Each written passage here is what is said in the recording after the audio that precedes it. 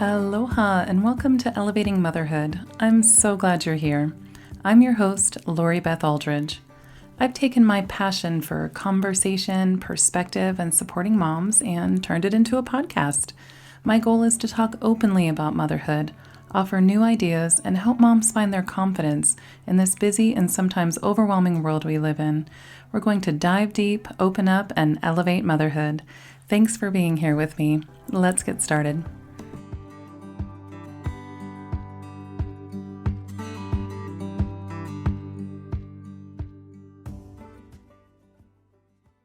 Thanks to Branch Basics for supporting today's episode. Branch Basics is an educational company that offers non-toxic, simple-to-use cleaning solutions for your home using one powerful plant and mineral-based cleaning concentrate. You can literally use their one concentrate to clean everything, from bathrooms and windows to floors and laundry. Simply dilute their safe, effective cleaner into their refillable bottles. The instructions are right on the label. Branch Basics has been an amazing addition to my home. I'm always looking for ways to reduce my family's toxic burden while maintaining quality and effectiveness, and Branch Basics fits the bill. Plus, their goals align with mine to make cleaning sustainable, affordable, and simple.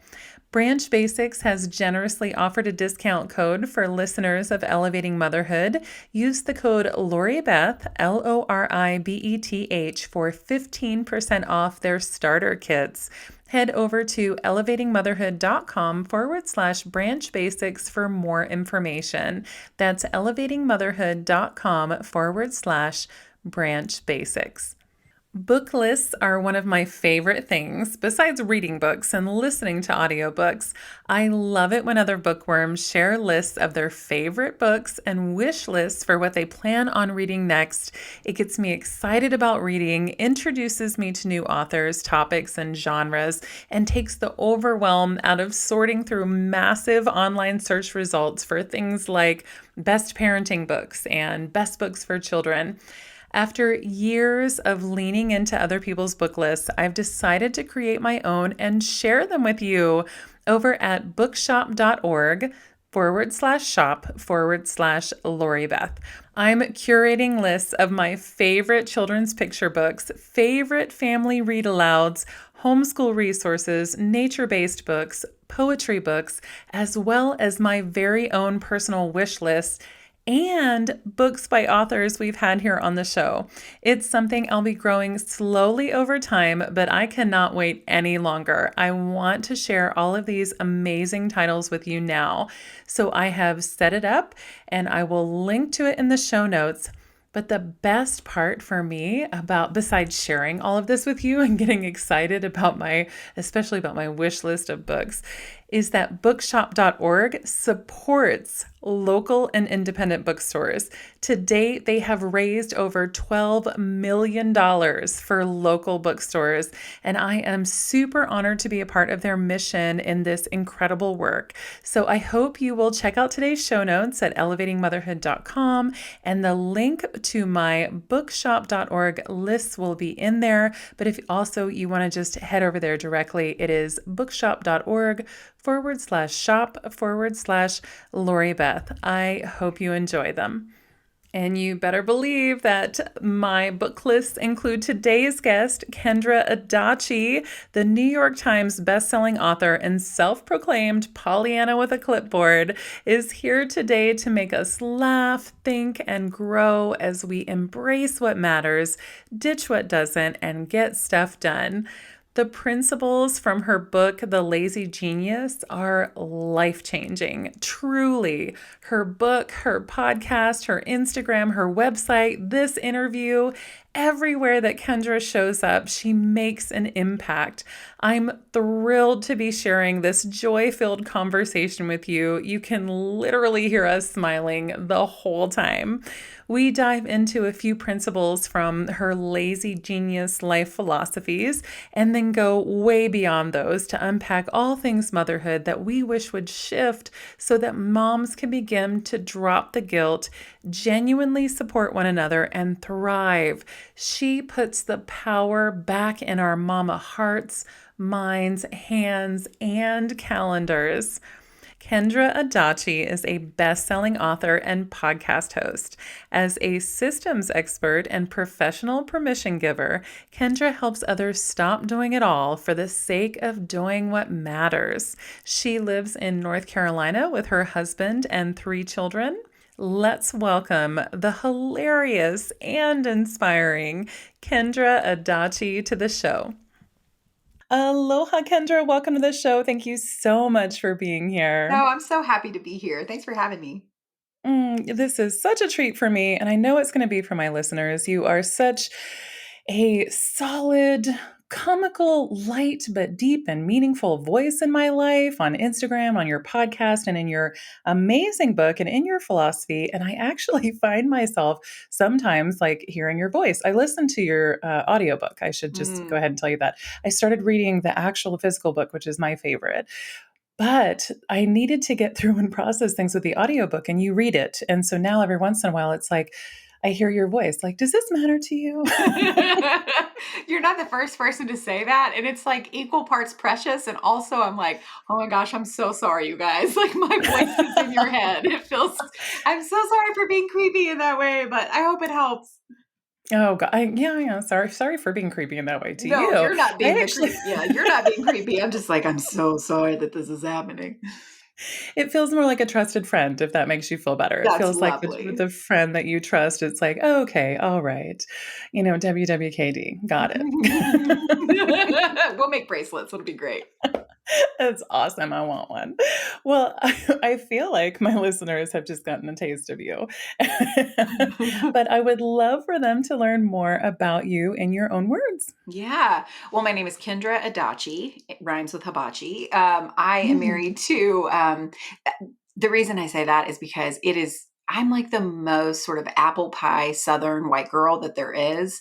And then my name is Kendra Adachi. And so it confuses people sometimes. Like when they meet me, they see my name first and then they see me. They're like, you are not what I expected, which I kind of like that. But I am married to a man he's from Japan, hence the Adachi. We've got 3 Mm. kids. They're 11, 9, and my daughter's almost 5. So I am very awake all the time, of course, with all of those humans. And I write, I podcast, I bake and read and listen to music in my free time. I just want to be a person who feels like myself every day. And I Mhm. just liked, and it's the simplest things that do that for me. It's just like hanging out with people and listening to music and stuff. I sort of joke. I saw this meme recently, and it was like, in my 20s, I said, I want to live on a blueberry farm, or I want to live on a farm and use blueberries as currency. Then when I'm in my 30s, I'm like, no, I want a real job and I want like a big house and all the things. In my 40s, no, I want to live on a farm and use blueberries as currency. Like you sort of do all the hustle and then you're like, nah, that didn't work very well. Let's go back to the original plan. And so I think I've kind of gotten there. I'm 39 and I just feel like I've tried so hard to live life the way I think I'm supposed to for so many years. And now I'm Yeah. enough years on the other side of that where I'm like, no, this is good. Like these simple things that we have chosen for ourselves, they work really great for us. And so I don't want to say I'm a boring person, but I just like what I like and we live our life and I don't know, it's pretty rad. That's amazing. I would not say there's anything boring about you at all. And I am smiling so big right now because I am that meme, only instead of blueberries, it's miniature goats and fancy chickens. Like Right. in my 20s, I wanted miniature goats and fancy chickens. This is like a dream come true for me. And then my 30s, I did my thing, had the babies, and I just turned 40 last year. But I definitely have miniature goats and fancy chickens because I was like, forget it. This is the life. This is what we want. It's like we have to live enough to sort of prove to ourselves that what we wanted is truly what we wanted and is worth Hmm. spending our time and energy on, even if it's something where you're like, no, it is absolutely miniature goats and fancy chickens. And then you like own that and you live it and you love your life and it's fantastic. Yes, thank you for that. Thank you for validating my goats. Well, I think we're here to talk about the lazy genius because it is so genius, just on all the levels. And oh, so I know that a bunch of my listeners might already know what the lazy genius is or the lazy genius way, or they might be bringing all kinds of assumptions to the table, like I did the first time I heard this. I was like, lazy genius, what does that even mean? And you just describe it so beautifully and so succinctly. And then all of a sudden, it's like you've taken all these big notions and narrowed it down in a way that all of us can understand and relate to and get to know ourselves better. So tell us, what is a lazy genius? Well, first, that's so kind. Thank you for saying that. A lazy genius is someone who is a genius about the things that matter and then lazy about the things that don't. And the problem is we all think we're supposed to be a genius about everything all the time, Mm-hmm. which is why we're Yeah. tired. Mm-hmm. And I think the problem that we run into is that we try so hard for so long to be a genius at all the things that we think we're supposed to be good at, that we run ourselves into the ground and then we just give up on everything. We're like, screw it, I don't care anymore.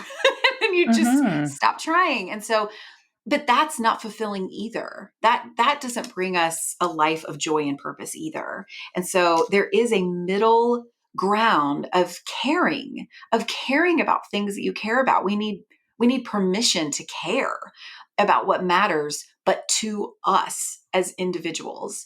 And so when I was kind of going through this process of like, I really need some tools to help me live, efficiently and well and in a meaningful way that gets things done, but that doesn't turn me into a robot. Like how do I do that? And I couldn't find anything. I couldn't find a resource that was working for me. I would read like a lot of different books and listen to different podcast episodes. And I just felt like I was kind of MacGyvering together all of these different hacks and tips and perspectives into this system that might work.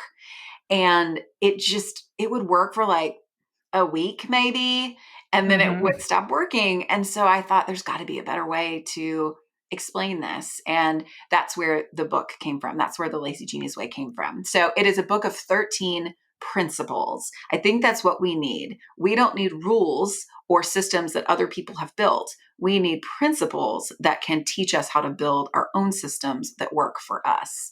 So there are 13 principles that you can use individually and any combination to literally lazy genius anything. We have made it into a verb. We have. You can Mm-hmm. lazy genius anything using these principles. And it's just been the most humbling, beautiful, encouraging thing to watch people have their lives changed tiny bit by tiny bit as they apply these principles and start to live that life of whatever the version of miniature goats and fancy chickens is for them, where they're just like, this is what matters to me.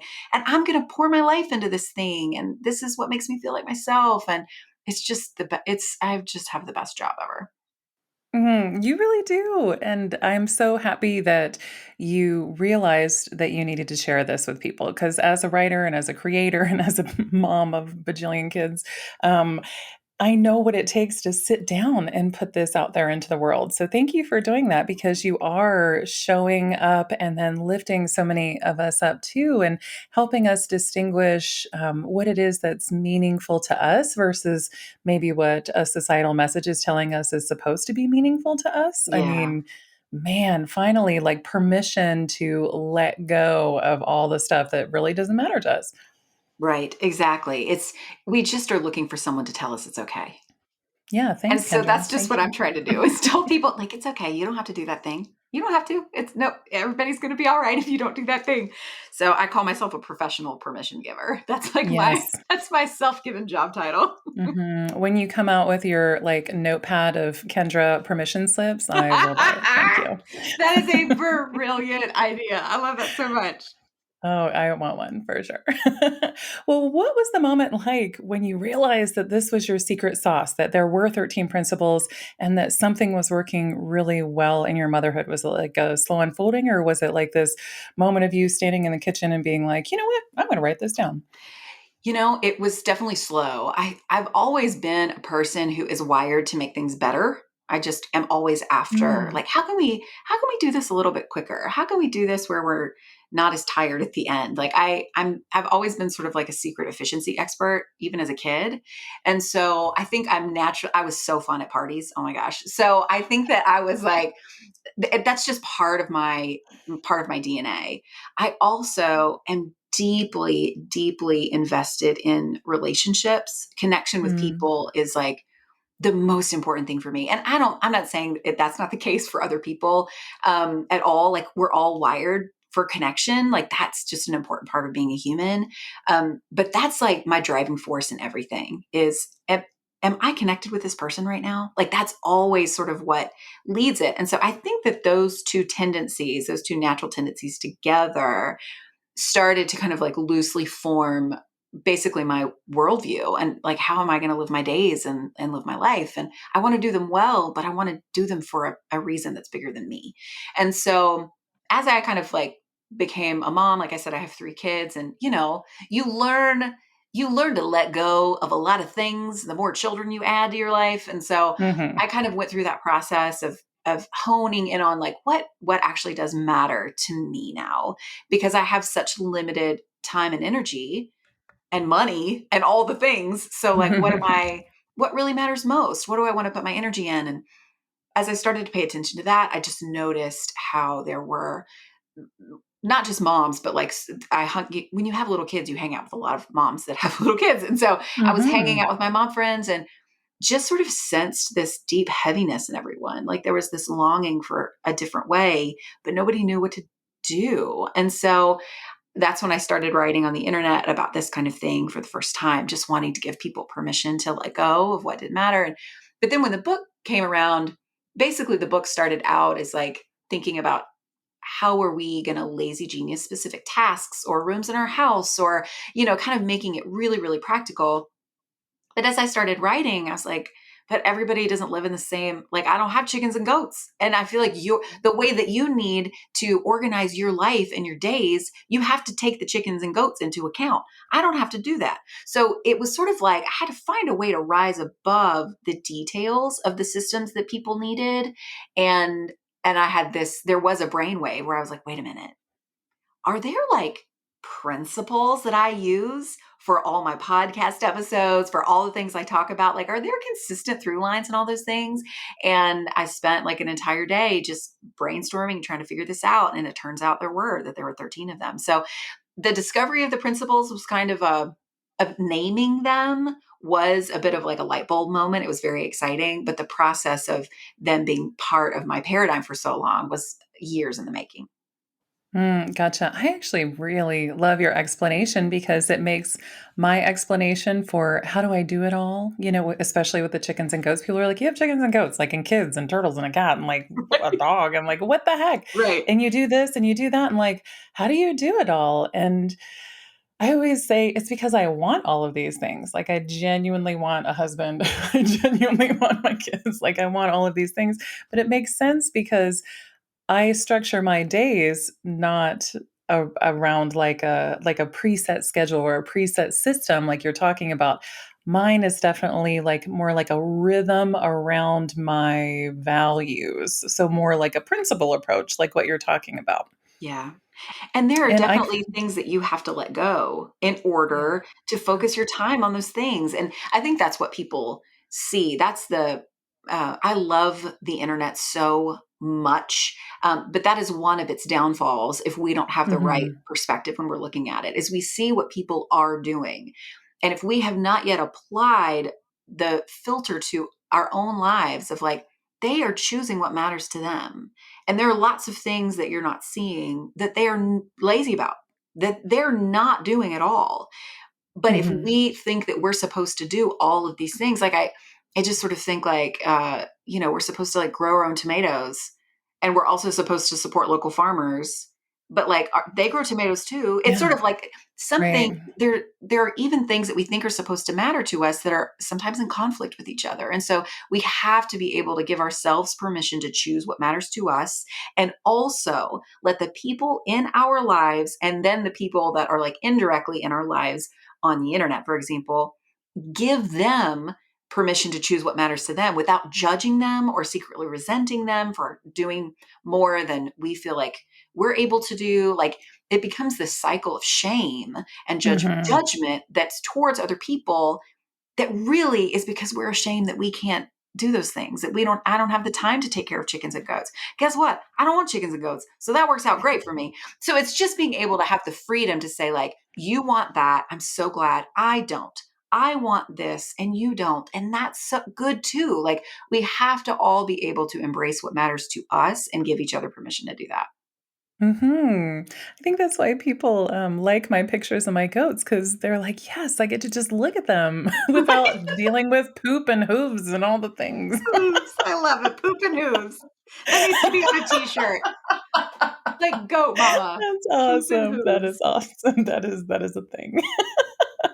Well, I really want my listeners to have almost like a teaser of some of the principles before they run out and buy it or download the audiobook right away because it is just so good and so life-giving in the purest sense. One of your principles is live in the season. Oh, so good in so many multiple meetings. Can you share with us a little bit about what you mean by live in the season? Absolutely. I think that what we tend to do is we assume that when our life is working, if it stops working, we're doing something wrong. But Mm, really what it is your season has probably changed. You know, like I will never forget talking to a friend of mine who was about to have a baby. And at the time I had a couple and I had two under two. And so yeah, mhm, things were not stressful at all. And but I was talking to her and she said, we're going to have this baby, but it is not going to change our lives. Our lives are going to be the same. We're determined that our lives are going to be the same. And my heart just broke for her because how I could see the resentment that was in her future. I could see that mhm, because if we don't let our seasons breathe and be what they are and recognize that our lives are full of them. You mentioned a rhythm, that your day is made up of more of a rhythm. So are our lives. You know, we go through mhm, these changing seasons. And so having that principle in our toolbox of saying, okay, this is a season. This is a season of having to cook dinner with a kid on my hip. So, what does that mean for me? What do I need to kind of pay attention to practically and also in my soul by having a kid on my hip? Because if you only see this as like, oh, I miss being able to cook dinner by myself or leisurely or cooking green food or whatever it is that you feel like that you don't have anymore because of because of the changes that motherhood has brought, it is so easy to resent that little tiny sweet thing on your hip because you are you're seeking after a season that is not yours right now. It will be mhm, again, but it's not right now. So what we can do is see those seasons as some as our teachers. Our seasons are our teachers. They are teaching us what matters most about our lives. And that doesn't mean that you like push it away and go like everything's fine, like this isn't hard. It's not about that. You still need we I still want us to be really honest about difficult seasons. Like there are going to be times where we're like, is this ever going to end? I think about right now when we're recording this, we're almost a year into this pandemic. And it's like, is this ever mhm, going to end? But to think that this is a season and how much have we learned from this about ourselves, about our communities, about our families, about what we believe, like all of these things. And so to have that lens of this season is my teacher, I'm not going to ignore how it makes me feel. I'm going to pay attention to that. And by paying attention to it, it keeps us from resenting where we are. mhm. Amen. Oh my gosh. One of my favorite quotes from your book is actually living in your season means letting your frustrations breathe, but not be in charge. Right. Oh, I mean, doesn't it just make you want to take a deep breath just hearing that? Like, oh yeah, whew, finally, hallelujah, yes. I call that my what is moments. Like when if I find, for example, the baby on the hip while you're cooking thing, if I find myself being resentful in that moment, I'm like, okay, well, what are you wishing for? And can you make that happen? Can you just put the baby in the high chair for a few minutes, with some ice on the tray or something, Right. can you do this or can you do that or can you just zone in? Can you turn on some music? But basically anything that brings me back to the moment, and kind of being able to analyze, like, what do I have control over? What do I not? Am I wishing for something else and something different? Or am I accepting what's here, but working with it? And then definitely honoring of my emotions, positive or negative, in Yeah. any of those moments. Man, well, it's interesting because in your book, you talk about the fact that, the baby stage and the toddler stage that comes right after isn't necessarily one of your favorites. And I am actually the complete opposite. The baby stage, oh my gosh. When I was a little girl, I pictured myself being a mom. That's what I always wanted. Wanted three girls, got my three girls. It was like, now I need more of these. They're amazing. All the babies, they get older and they start talking back. And I'm like, oh my God, what I need happened to to have my another baby? baby. I need to have Yeah, another I baby. need Come a talk to me. need a baby to keep this like happy cycle going. I don't know, but I'm learning to deal with it, learning to do all these things. But I discovered and kind of knew this about myself that the baby stage was my favorite. But I'm finding that this is not the case for a lot of moms, or even moms who thought that they would enjoy it were like, no, I actually don't like the realities of it. What is your advice for moms who are in a season that they have discovered is not one of their favorites? Well, the first thing I would say is to remember that that does not make you a bad mom. Mhm. Not liking a season doesn't mean you're not a good mom at all. Like there is such deceit in that, that in order for Mhm. us to be moms that love our kids, we have to be treasuring every moment all the time and loving it with our whole hearts. And that is a fallacy. So, and it leads you to resent your kids. It leads to negative self-talk towards yourself. Um, it's just not true, but it feels like it should be. It feels like we're supposed to love every moment because we love our kids, but it's just not the Mhm. reality. And so the sooner that we can give ourselves permission to be okay and to be like, I'm still a great mom, even though I don't love this, that's the place to start. The second thing I would say is in seasons where it hasn't been my favorite day to day, the thing that kept me anchored to it was remembering that the connection with that person, with that kid, was more important than kind of how I lived as a mom with that kid. It was like, if you always remember what matters most is I love her. I love this little baby girl in my arms. And so I'm willing to make sacrifices because I love her. If you start with that, it kind of helps put in perspective being tired. It doesn't take away being tired. It doesn't take away being um, annoyed that you have to make more decisions or that you haven't taken a shower yet or any of those things that often come with kind of baby stages. But if you can remember, I do love her so much. I do. And this is worth it. This is so hard, but I know that this is important and this is part of it. This is the season that I'm in. But the other thing that really helps is knowing what makes you feel like yourself and doing that every single day, even if it's really, Mhm. really small. So it is, if you come alive when you listen to music, if it's when you go for a walk, if it's when you go pet your goats, like what makes you feel like yourself? And I get this so often from moms where they have been in motherhood for like 10 years and they go, I don't know anymore. I don't know what makes me feel like myself. I haven't felt like myself in years. And so when you are in, especially those early stages, this is something I love to say to a new mom, when you are in those early stages, remember what makes you feel like yourself. Like what is it that made you come alive before you had your baby?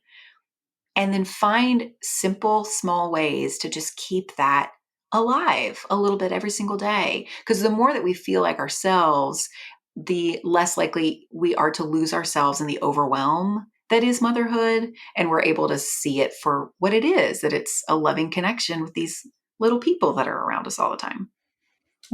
You are such a breath of fresh air. It is so awesome to hear someone else talk about these two key components of motherhood, really knowing yourself and then also putting connection first. Almost like you can almost use it as like a default button or a reset button of like, this situation is spiraling out of control. Okay, reset, back to connection, like, and just Right. putting that first and starting from that.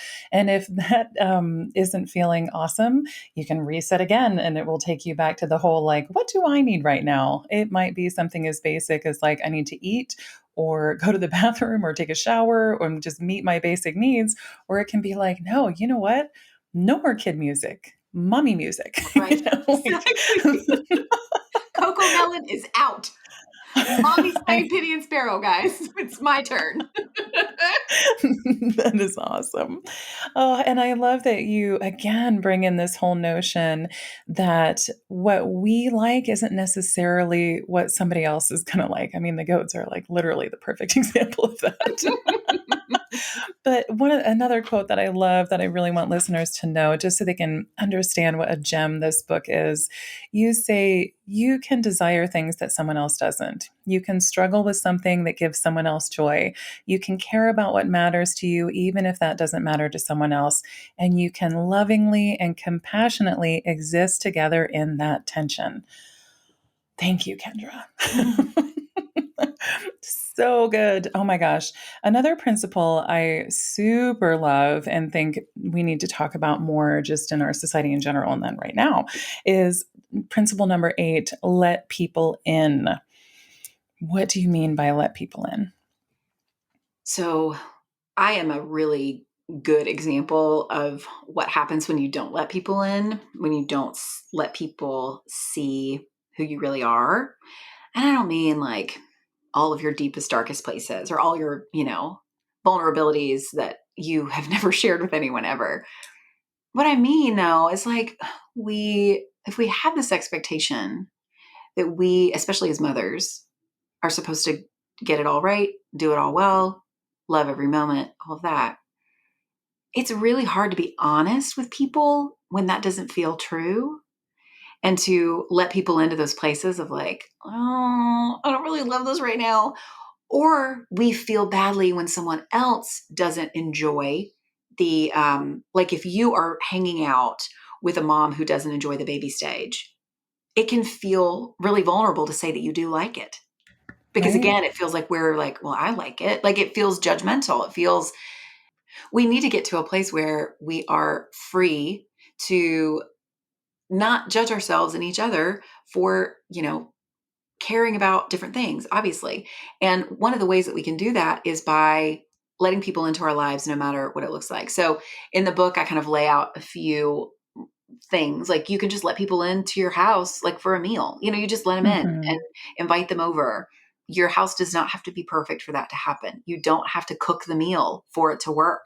Right? You also you can cook a beautiful meal and have your house be sparkly and it still count. I think one thing that I am so deeply passionate about is the conflation of order and being pretend. That if we are together, if our house is clean, if we're wearing lipstick, if we're not stressed out about something, we're hiding. We're not being real. We're not being vulnerable. That Hmm. mess has to equal vulnerability. If you're not falling Right. apart, you're not actually telling the truth, and that's not Right. true. That is an incorrect conflation.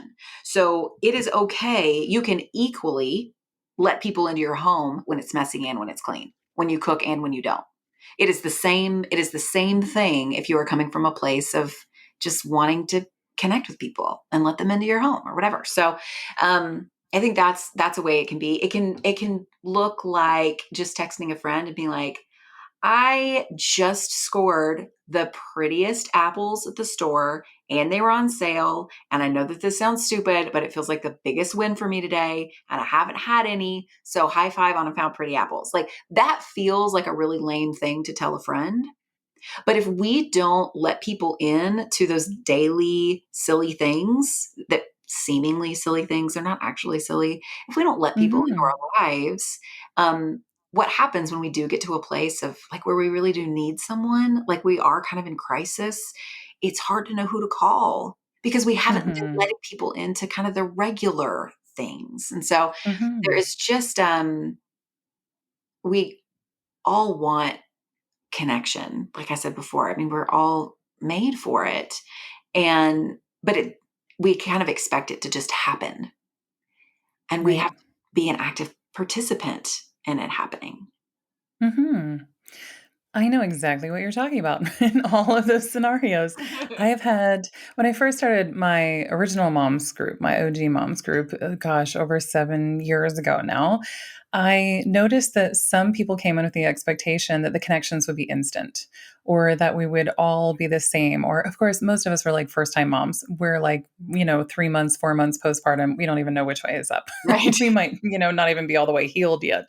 And this is our first interaction with other moms. And there was a lot of expectations that kind of came to the table, but then those quickly fell to the side, and people who are good fits stayed. People who didn't kind of fell. It could have been something as simple as like a scheduling conflict or something like that. But everyone ended up being like true to themselves, and it's the most eclectic group of moms. Like we don't all have the same religious beliefs or political beliefs or all the versus culture stuff like breastfeeding versus bottle feeding or bed sharing versus crib stuff. That none of that mattered because we could just show up and talk about all kinds of things. And one of the things that is so interesting about this that you're talking about is like connection is key and talking about the silly things and like being able to go deep with people and then also like what some people consider shallow.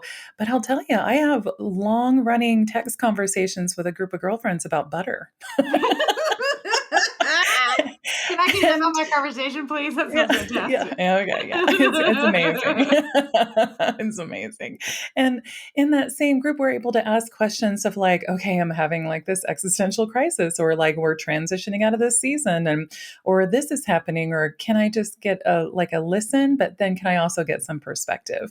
And there's like this nice dance and balance back and forth of it's not every time someone comes to the table and is like, I'm having a butter crisis. Some people will just sometimes will just say like, oh, I understand. And Right. then other times we're like, oh yeah, I understand. Have you tried this with your butter? Mhm, And, mhm. or your big problems or whatever. And there is this kind of play back and forth, but it is us showing up for one another and it does take some time. I do kind of wonder though if it's different for us out here on Maui, or just in Hawaii in general. It's the most isolated island chain in the whole world. Most of us do not have like blood relatives out here. I mean, some people do. A lot of people do. Mhm. I don't have any like brothers, sisters, cousins, uncles, aunts, or anything like that. So all of my family and friends out here are what's called Hanai family. Mm. And I feel as close to these women as I do with my own blood sisters, if not more sometimes, because we see each other constantly and talk with one another. You're connect, I guess I should say, not necessarily see each other, but like connect on the daily because we're in similar seasons or not similar seasons. And I also have like a mashup of friends, like the women who have gone before me, who are just my aunties of wisdom that I can turn to in certain ways. I've got my goat farmer aunties, like I've got like all these different ones. And I'm also not putting all of my eggs in one basket and asking one friend or just my husband or even my kids to show up and be everything to me all the time, all at once. Yeah. Yeah, it's so tough because the way that we get to a place where we feel connected with those people is like you said, it's just the ordinary everyday things. Hmm.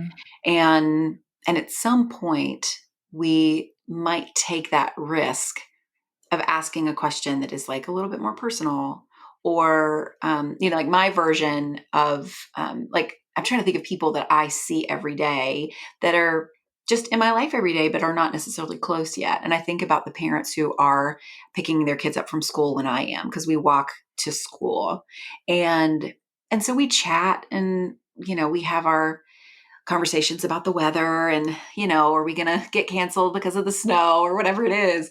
But there have been times where you have to take the risk of being like, hey, so what do you do when you're not here, like asking that first question of Hmm. who people are, and it really does feel so risky to do that because we just don't want to be rejected, like we so desperately want to be connected with Right. people, and we're like, please don't turn me down. It can feel so deeply personal, and our family, well, I was going to say our family doesn't reject us, plenty of families reject people, but there is Hmm. less the likelihood, I suppose, is less because you're connected to those people by more than choice. You're connected by blood, and by a shared culture and family history and all these things. And so I think that when we are in a place where we want to sort of move towards chosen family and friendships that are ones that stand the test of time, that you can call in a crisis and they're going to be there. Um, I always use the example of like a family that you would go on vacation with, because isn't that Mm. something that we all sort of idealize? I just that Mhm. these people have these people. Everyone else has these relationships that are closer than the ones that I have with my Mhm. people. And so I think that there needs to be permission of saying like that's actually not the reality for a lot of people. Most of us are Mhm. in the same place of like, I don't really I don't know if I know who my people are, or I would like for this relationship to become deeper than it is, or that there's a movement that we're after. But that movement does not happen in one choice. It doesn't happen in one go. You don't automatically become chosen family with someone after one conversation. And so That's right. being very kind to ourselves about that process and be patient in that process. Another principle in the book is to start small. Mhm. And because we always build things too big, we just think like, well, I need to create a group. I need to have a book club, and we're going to meet for 10 weeks, and we're going to, whatever, rather than asking the mom at the park, so have you been reading anything lately that you liked? Like, or what's that book in I saw you reading so and so, like, is it good? Like just starting small with this one question to get to know this person. There's such power in that we forget because we think it has to be sort of all or nothing for it to count.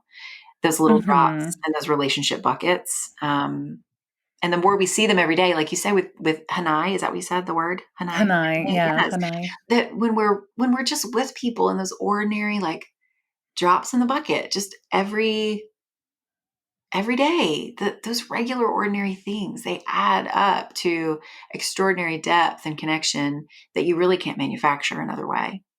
Mhm. Ordinary over glamorous any day. Yeah, for Just we sure. have glamorized all this stuff. I'll tell you, I went on vacation with another family, like that's my friends, those are my vacation peeps. We basically didn't talk to each other the whole time because 'cause we've got young kids and you're Right. just like doing your own thing and like and so it's never like what people think in their minds that they've glamorized and made this thing. Like basically we went by ourselves. That's what it felt like. Totally. Occasionally ran into them in the pool and was like, "Hey, Mhm. okay, bye."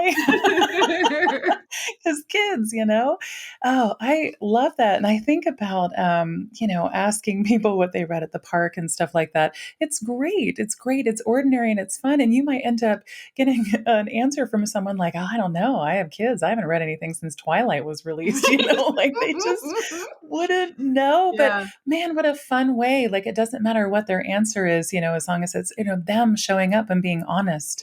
Exactly. And that honesty and vulnerability is so important and just really key to that connection. And part of that honesty and vulnerability is again knowing yourself. Like it keeps coming back to this connection piece and the knowing yourself and all of that. And one of the things I love that you so boldly bring up in the book is the presence of conflict in friendships as well. In the essence of like a quote from your book, I've grown to embrace what matters in friendships, honesty, vulnerability, and growing closer through conflict. Mm, I feel like we live in this weird world that says like friendships mean that you never disagree or never have conflict or never have tension. And you basically are samesies with all your friends around you. right, And right. it's just not true. It's not true. It's not true. I think the same is true in marriages too. Like we think if we're fighting with our Mm, spouse, then our marriage is in trouble. I think if yep. you don't fight, I'm not going to say if you don't fight, your marriage is in trouble, but there is a gift to conflict, because what conflict does is it just shines a spotlight on what matters most to us. That's one thing. Hmm. Because if we care about this thing so much that we're willing to have an argument about it, or willing to ask a hard question about it, or willing to say, hey, listen, these things that you said, it really hurt me a lot. And this is why, that that is a really scary thing to do. But what it does is it shows us what matters. And when other Mhm. people are hurt by us or angry about something, there's conflict. It shows us what matters to them. The other piece of conflict is that it shows where we are believing something that isn't true, where we are leaning on, some sort of coping mechanism from being a kid, or a lie that we've believed about our identity for a really long time. And it's just aggravated by something that someone says, and we're holding on tight to the control of this thing that we've believed. Like for my whole for my whole life, pretty much, I have believed that if I mess up, someone's going to leave. Like I have to be Mhm. perfect in order for the relationship to sustain itself. So if I hurt Mhm. you, you're out. If I mess this thing up, you're out. And there's like a lot of abandonment uh, issues around that I'm so grateful for therapy for. But what I've noticed in a lot of my conflict is that it's so often rooted in the belief that I have to get it right. And I will get Mhm. defensive about someone saying like, "Hey, this thing that you said was hurtful," or "I wish that you had done this thing differently." And what my immediate reaction can be is, "Well, I thought I was doing it right. Now they're going to leave." And in Mhm. that grief, I harden to protect myself from the rejection and be like, "No, no, no, I did it right." Like, and then that's where the conflict comes. Rather than being open and soft, we put on our armor to protect Mhm. ourselves, to protect these wounds that we have, that were probably inflicted on us a long, long time ago. And so, anyway, I just love, I love conflict and conflict resolution so very much because it helps us see who we are most deeply as people, and who the person that we love and that we're in conflict with, what makes them who they are and what they care about deeply as people. And then when we can have a conversation about something that is hard and we come out on the other side, you're always closer. Always. There is a Mhm. deeper trust. There is, you work that muscle of knowing, like, we can do this. Like, we can actually fight and be okay. We can Yeah. disagree. I can hurt you, and you're not going to hold it against me for the rest of our relationship. I'm going to do better I don't want to hurt you. So I'm so glad you told me that this was hurtful. I don't want to do this again. But if I do, I'm going to ask your forgiveness, and I want you to tell me the truth, and all these things. And it's just like everybody becomes, I sort of see it as like a flower almost, that you have this closed, um, tulip or something. That's the first flower that came to mind. And that's sort of like how we are in relationship, where it's like pretty, but it's scary to open up. And sometimes when we open up, we're going to run the risk of getting hurt and of hurting other people. But the more you let that conflict inform that relationship and lead to peace and understanding and softness and connection towards each other, it's just like the relationship becomes more and more beautiful. And why would I not want to do that? Why would I not want to deepen those relationships? Conflict is worth it every time to me. Yeah. Okay. Great, Kendra. I literally think you just changed a bunch of marriages. Just wow. Okay, can you imagine? I'm thinking about to like yesterday's fight with my husband, of Yeah. like if I could look at it through that loving, supportive lens of it's just shining a spotlight on what matters to me. Yeah. Literally, the altercation we had shines if I look at it through that lens, the spotlight was shown on something that was important to me, and absolutely it was also shown on the thing that was important to my husband. And if I can look at it through that lens instead of like, what is wrong with him? Right. Or like, "Oh, I feel so unheard. If we could just put on those goggles for a little bit, man, it's so good. I'm so excited to like go upstairs and talk about it with him, bombard him first thing in the morning and be like, hey, guess what? I'm so glad. And I It's think going to what be that good. what that does is when there's so much freedom, right? It's like Yeah. it's almost this thing that shuts us down and makes us feel isolated. It actually opens us up again, and there is this like flow of positive energy towards this Hmm. person that we love. Because if we really, everything about being a lazy genius is you name what matters most. You name what Hmm. matters. If you know what matters to you, you know sort of like where to spend your time and how to make decisions. And not that it's easy all the time, but you have a clearer lens. And if what matters, I get this all the time, this question all the time with marriages, especially like the example of like, I'm clean and he's dirty. What do I do? Like that we're always fighting because his Mm. clothes are on the floor. And I feel like he's not caring about the fact that I really like it to be neat and, all these things. And you just butt heads like every day, every single Mhm. day. And if you start in that conversation out loud to each other from the place of, hey, connecting with you matters more to me than clothes on the ground. And I know that for you, Mm. connecting with me matters more to you than having to hang your clothes up. So let's start there.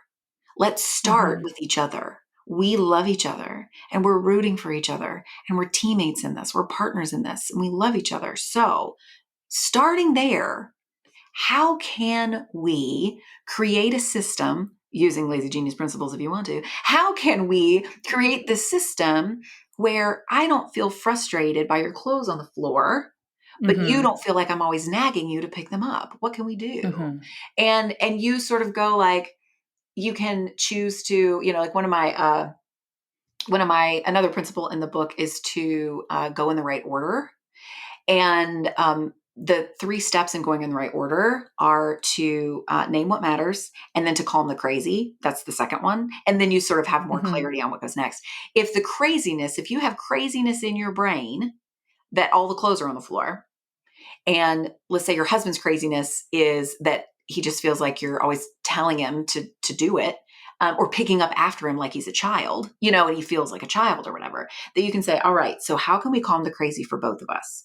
I'm asking you, would you at least put your clothes, like, here's a bench we're going to put at the end of our bed. Would you just, instead of putting your clothes on the floor, will you just put them on the bench? And that way they're off the floor and then we can take care of them later. Like we're going to calm that actual visual clutter crazy that I have. And then I'm not going to make you crazy by constantly nagging you or whatever it is. So it's kind of like if you start with what matters, which is each other, it helps you actually Mhm. know practically how to move forward. Like that's the thing about this too. Like the principles that we've talked about so far are ones that are like very soul level and connection. And then Mhm. we also need things that are like practical. They're practical. We need to get stuff done too, right? We have to like Mhm. actually move forward with some tangible things that help. And so that's why I love these principles so much because they I tell you know. where to begin and then you can actually do Right. things that work and it makes your life better and it just makes me so happy. I feel exactly the same way about your book, and I did not write it. I just it's so good, it's so good, and it was so hard to choose just, like, a couple of principles, and I have to say after listening to everything you just said, 1, I'm gonna go out and buy a bench for the end of my bed, and 2, I'm I really would appreciate you writing another book about conflict resolution, because I feel like that is a term I have not heard since undergrad communication classes, Nice, seriously. I nice. feel like it, like, ended at, like, formal education, and then we never hear about conflict resolution for the rest of our Yeah, it's lives. true. It's true. But I tell you what, if we and just imagine, I mean, how the feeling that you just had a minute ago, the excitement to go and talk to your husband when he wakes up about Mhm, this for the purpose of being closer. There's mhm, nothing like it. Like imagine the world if we imagine a world where we can have conversations like that, where we begin with that connection instead of our mhm. own agendas. Like I call myself Pollyanna with a clipboard because I'm so like, everybody hold hands. We're all so good, but also we're going to get stuff done. Like here's your list. Oh my gosh. Oh, that's my favorite. Oh, that's awesome. Oh my gosh, Pollyanna with the clipboard. I'm never going to be able to look at you ever the same again. Every time you do like an Instagram video, I'll just picture you like with some braids and a dress and a clipboard. It's It's so good. amazing. It's very accurate. Oh my gosh. Can I ask you about one of your other principles? Number 12, schedule rest. Mm.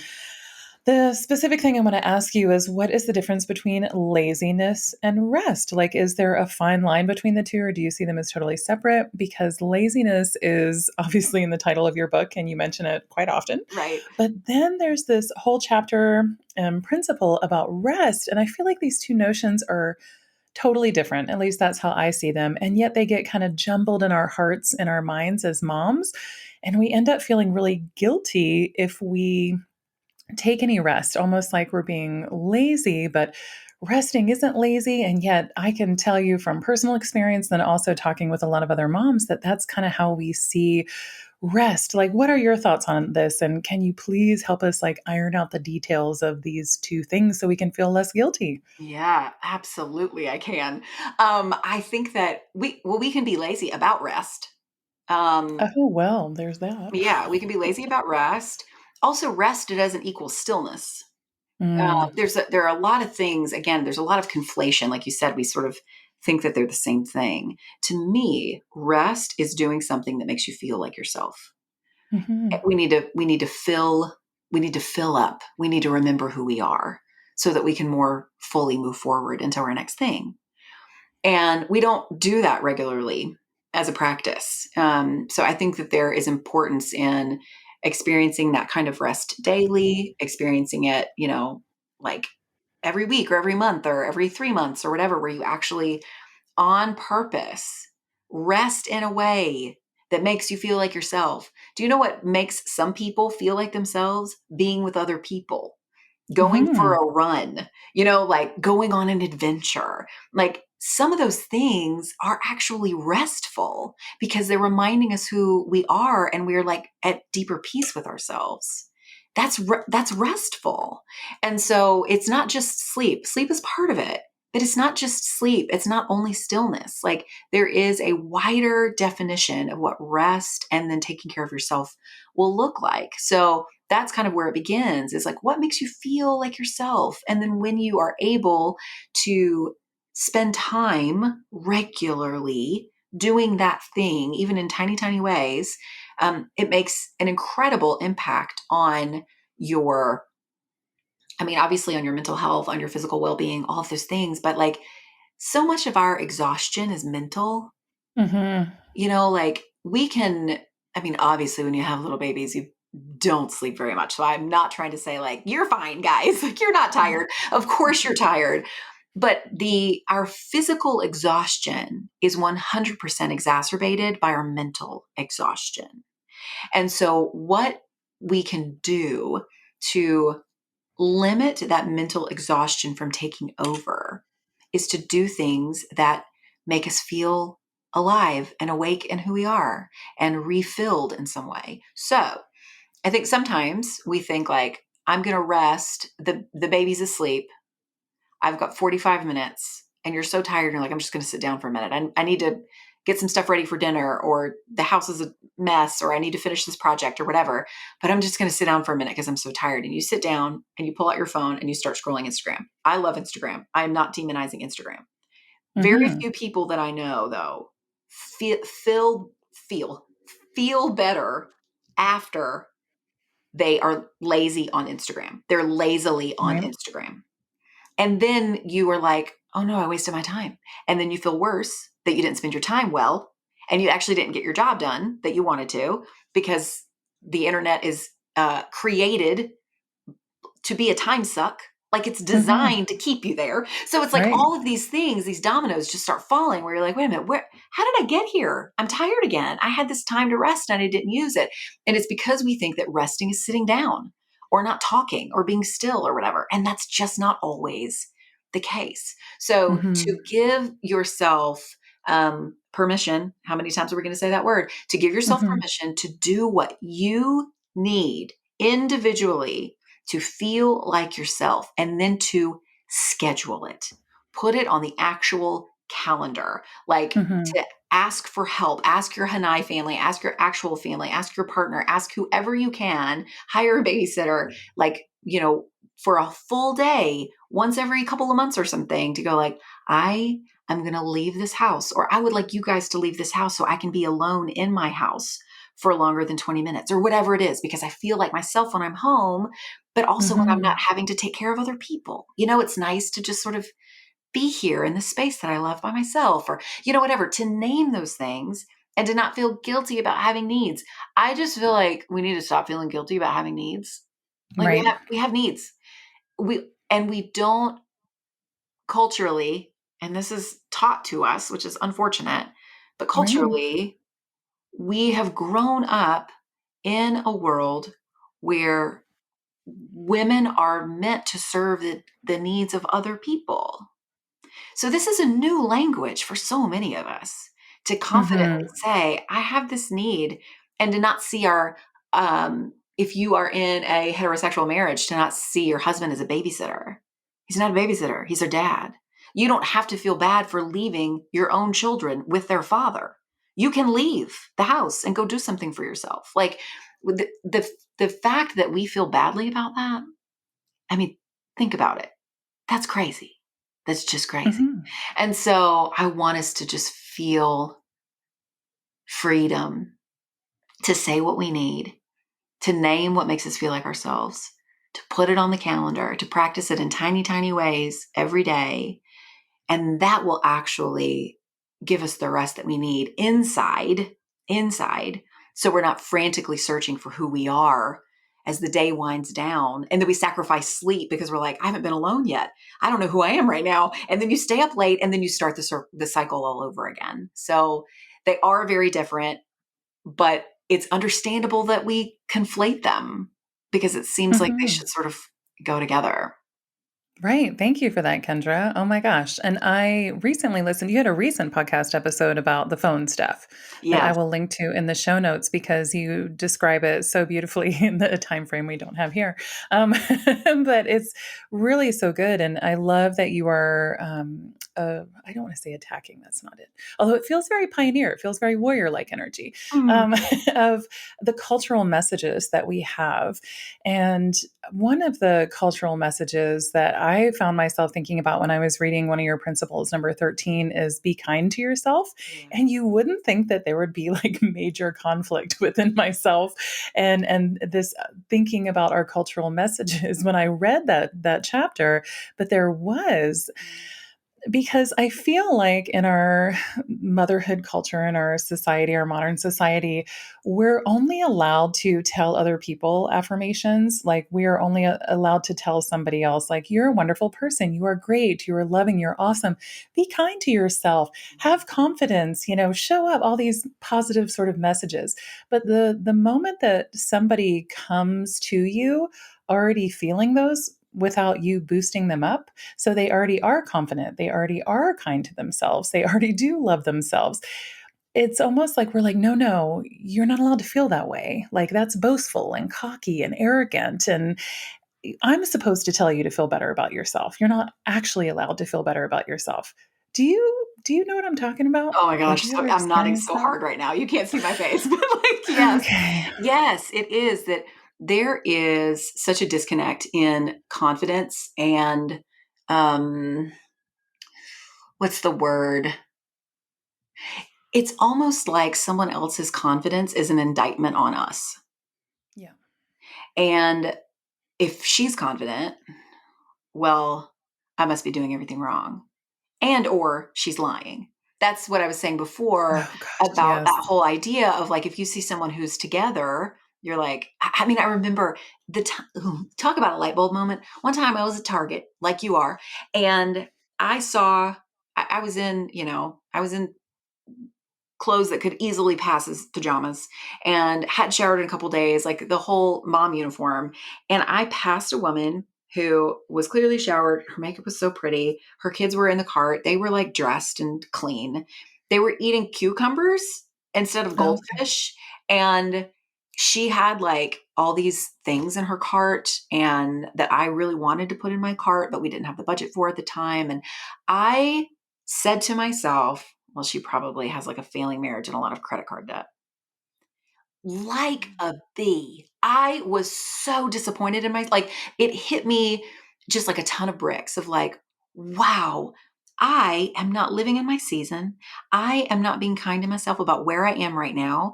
I am seeing my falling apart as better than her being put together. I don't know this woman. I don't know anything about this woman's story. And for me to presume and almost wish something hard for her to make myself feel better about my story. It Mhm. was just this like amazingly eye-opening moment of like, this is not okay. This is not Mhm. okay. And like, what is wrong with her being together? What is wrong with someone being confident? What is wrong with someone saying in a conversation, I actually really love like having to apologize, like you feeling like you might have to apologize for loving the baby stage when other people don't like it. That Right. we don't allow each other we don't allow each other to exist in, it's almost like in the kindness that we do show. But if we're not kind to ourselves, our kindness towards others is half, it's like half effort at best, because Mm-hmm. our movement towards other people is often a direct reflection about how we feel about ourselves. Like, 100%. yeah. And so if we're even that kindness is still, I'm not saying it's not authentic, but like that's why this is an important principle. It's the last one in the book. Like we have to be kind to ourselves about where we are and where other people are too. It's okay for us to be confident. It's okay for us to be in despair. It's okay for us to be falling apart. It's okay for things to be together.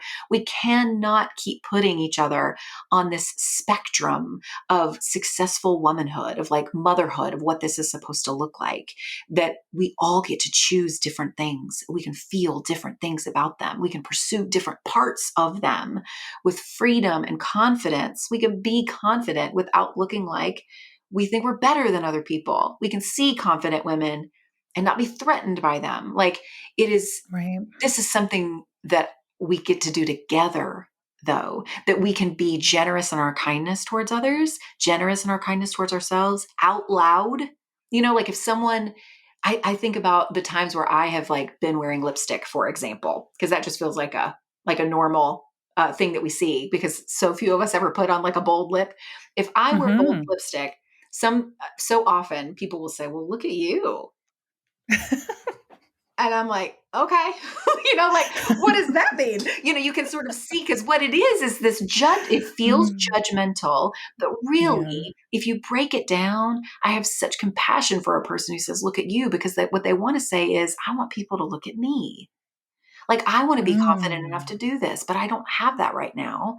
And so we're just going to kind of like shrug our shoulders at yours or kind of give you a compliment, but it's half of a compliment, like, Mm-hmm. so there's just this, we have an opportunity as women to hold each other up, to champion and cheerlead each other with whatever it is we choose, in also being confident in what we're choosing for ourselves, even if it's different Mm-hmm. from what that other person chose. Mm-hmm. So good. You're right. And it just, man, now I really want my readers, if you have not read this, to please read this book. If for no other reason than this principle in this chapter right here, because the way that you frame it is just filled with so much possibility and hope and connection and that championing feeling that leaves me to believe even more deeply that moms change the world. We Yeah. absolutely, absolutely, absolutely change the world in the way that we show up, the way we model things for our kids, the way we interact with other moms and women. I mean, this is world changing stuff. I World agree. changing stuff. Yeah. And I feel like a lot of our cultural messages try to hush that. And thank God for people like you who are standing up and showing up and letting us know that, yeah, you know what? We're not going to be hushed anymore. And we are going to change. And we're going to change within ourselves. And we're going to grow. And we're going to lift other women up at the same time. And we're going to figure this stuff out together. I mean, wow. Yeah, Wow. absolutely. I'm here for that. Aren't we all here for that? Like, we just want to all be Yeah. part of that. It's so exciting. That's awesome. Man, well, we're all interested in different things. What are you interested in at the moment? So I have been on a massive nail polish kick, and I feel like there is something really important in saying this as an example, because I have Yeah. never been a nail polish person. I think actually in the book I say I don't care about nail polish. I'm lazy about my nails, and it's just permission that we all get to change, which is so fantastic. But I have because of, in the pandemic, I wanted to do something that just sort of felt like different and soothing, but also like pretty. And so I Mhm. started painting my nails, and I am obsessed with painting my nails now. I use Olive and June nail polish, and it's Oh, they like, don't ship that here. They don't that ship makes that me here. so sad. I'm so, so sorry. I'm I'm sure they're sad working on too. it because they're always trying to like get it out to as many people as possible. But there's just been something like oddly therapeutic about it because you can't rush it. Mm, It's for me. It is not productive. It is not enhancing my life in any way except my own pleasure. Like mhm, it has no use. Like it has no practical use at all.